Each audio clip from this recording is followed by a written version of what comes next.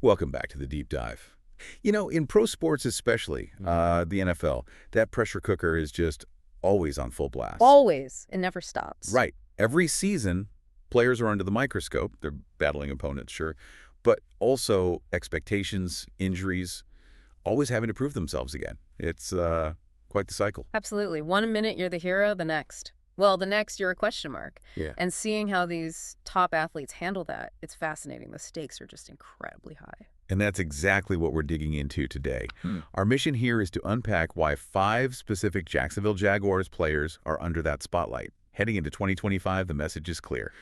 They've got something to prove. Yep. We've been looking at a recent ESPN piece by Michael DeRocco. It's called 5 Jaguars with Something to Prove in 2025. Okay. Trying to pull out the key insights for you. And this isn't just, X's and O's. It's really a look at resilience, adaptation, Yeah. high-level competition. Exactly. How do players bounce back? What does it really take to meet those generational talent labels? Or what happens when a new coach comes in, new system, new teammates. It shakes everything up. Lots to learn about navigating change, really, in any high-pressure job. Okay, let's get into it. First up, running back Travis Etienne Jr. The stakes for him, they're huge. He's on the 5th-year option of his rookie deal. Which means this could easily be his last year in Jacksonville. Yeah.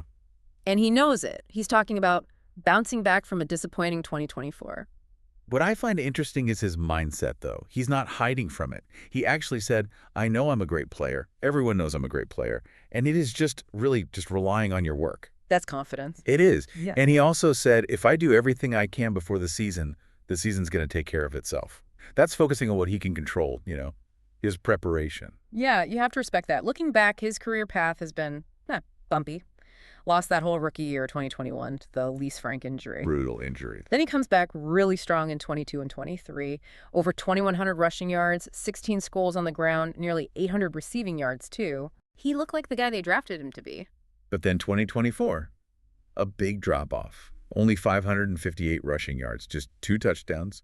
So what happened? What's the thinking there? Well, the article really points a finger at his usage, specifically under Doug Peterson, the former coach. Okay. Etienne's best when he gets to the edge, when he's in space. But those outside the tackle runs, they just kept decreasing. Numbers back that up. Oh, yeah. In 2022, about 25% of his carries were outside, averaging a massive 8.3 yards per carry. Wow. By 2024, that was down to about 21% outside, averaging only 3.0 new yards per carry. Oof. That's a huge difference. So they just weren't putting him in the best spots. Seems like it. It really shows how scheme fit is everything, even for a great talent. Yeah. Misuse him and the production tanks. It might not even be the player's fault, fundamentally. Right. So now new coach Liam Cohen is in, and Etienne sounds pretty happy about it. He says Cohen's offense is getting him a lot in space, focusing on players than plays.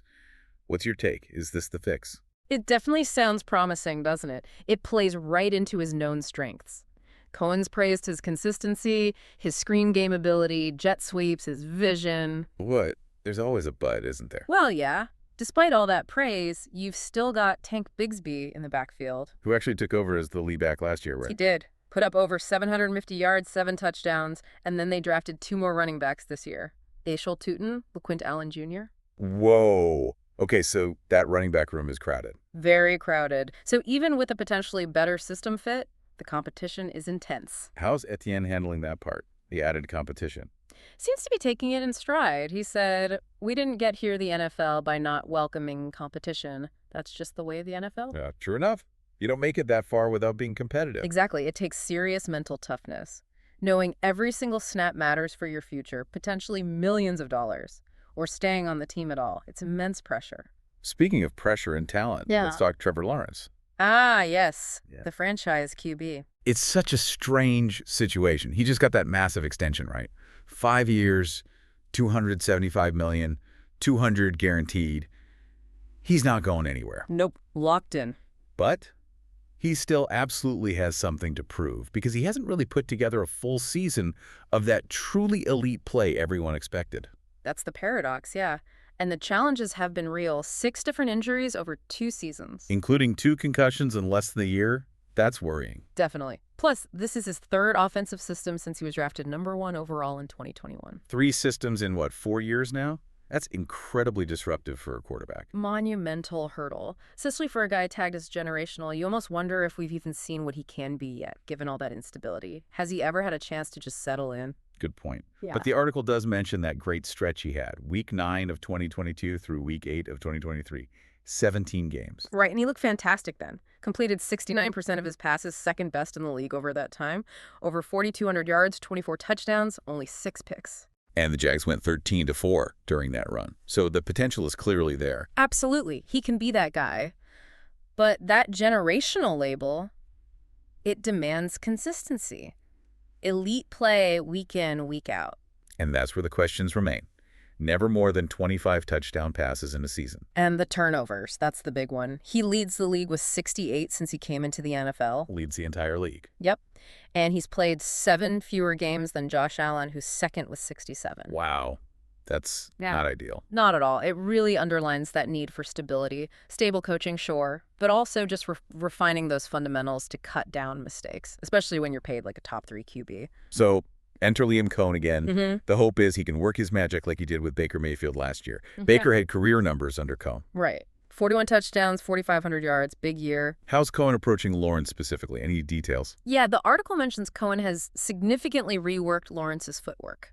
Calls it vital. Footwork. Okay, fundamental stuff. Exactly. Suggests they're trying to build a more solid foundation for him mechanically. Not just scheme, but core technique to improve that consistency. Makes sense. Okay, let's move to the guys protecting him. The offensive line. Starting with right tackle, Anton Harrison. Okay. First round pick in 2023, 27th overall. And the Jags were hoping for, well, more growth from year 1 to year 2 than they apparently saw. Yeah, the improvement was marginal, statistically speaking. Right. Pass block win rate went from about 80% to 83%. Run block win rate from roughly 69% to 71%. So better, but not a leap. Not the leap you want from a first-rounder entering year 2. And there were other little signs, too. Yeah. Miss an OTA, illness, apparently. And then when he was practicing, he was rotating with Chuma Adoga. A free agent signing. It's Yeah. not exactly a vote of confidence for your recent top pick. Not really, no. And Liam Cohen had some interesting words about him, too. Praised the athleticism, the footwork, but then added that little qualifier.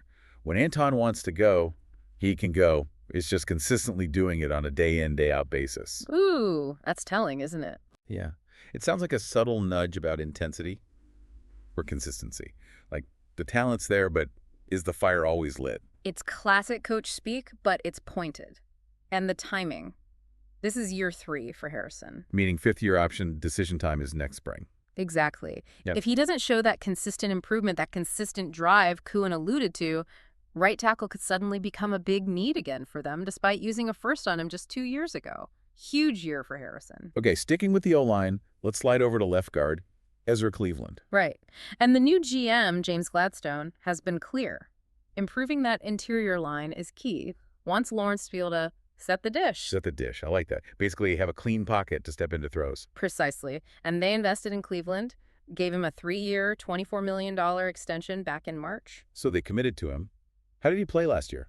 Pretty respectably, actually. Ranked 8th among guards in run block win rate, 27th in pass block win rate. Solid numbers. Okay, so they pay him. He plays decently. Yeah. But then they draft Wyatt Millum in the 3rd round this year. Yep. And Milam played left tackle in college. Didn't give up a sack his last 2 years there. Wow. But they project him as a guard. Correct. And he is directly competing with Cleveland for that starting left guard job right now. So you pay a guy, he plays okay, and then you immediately draft his competition. That sends a message, doesn't it? It sure does. It says good enough isn't good enough. Exactly. The extension shows some belief, but drafting Milam, especially a college tackle converting inside, puts Cleveland squarely on notice. He has to elevate his game, prove he's worth that contract, because there's a hungry rookie right behind him pushing for the job. No resting on laurels there. Okay, final player, cornerback Jerian Jones. 3rd round pick in 2024? And he actually carved out a nice role late last season, became their top nickelback. The expectation was he'd compete for an outside starting job this year in 2025. Look, like a good trajectory for him. Rising young player. But then, Yeah. coaching changes hit hard. Pedersen out, Cohen in. And critically, Anthony Campanile takes over as defensive coordinator. And Campanile's defense. It's described as heavy on zone coverage. Which is a problem for Jones Because because, he apparently never played zone in high school or college. It's a completely new world for him, schematically. oh, wow. That's like asking a sprinter to suddenly run a marathon, like you said earlier. A Yeah, totally different skill set. pretty much. And then the plot thickens. More competition. You guessed it. They trade up to draft Travis Hunter, the receiver cornerback phenom who's expected to play both ways. Okay, that's a unique challenge. Plus, you've got Montarik Brown, who started 10 games outside last year. He is good in zone, and he's been working with the first team, getting praise from Campanile for his competitive strain. That sounds like intensity again. That constant effort. Seems to be a theme. And one more thing, they also signed veteran nickel Jordan Lewis in free agency. So the nickel spot he played last year is likely filled too. Makes it very unlikely he wins that specific job back, yeah.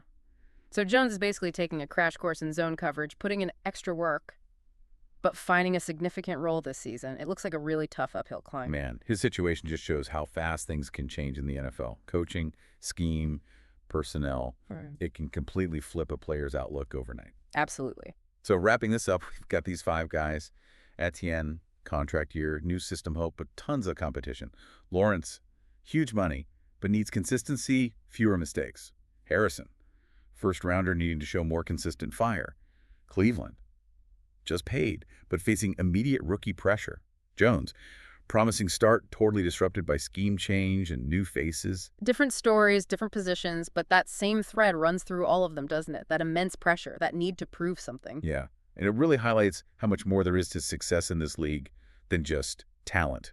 You need the right fit, the right system. Adaptability, resilience, grit, how you handle the curveballs, the new coaches, the unexpected competition. That often defines who sticks and who doesn't. It really makes you think, In a league that changes so fast, coaches, schemes, teammates, always shifting, how much is just raw individual talent versus finding that right environment and being able to capitalize when things get tough, when the pressure's really on? Yeah. What does that maybe tell us about handling change and competition in our own lives when things don't go according to plan? Definitely something to chew on.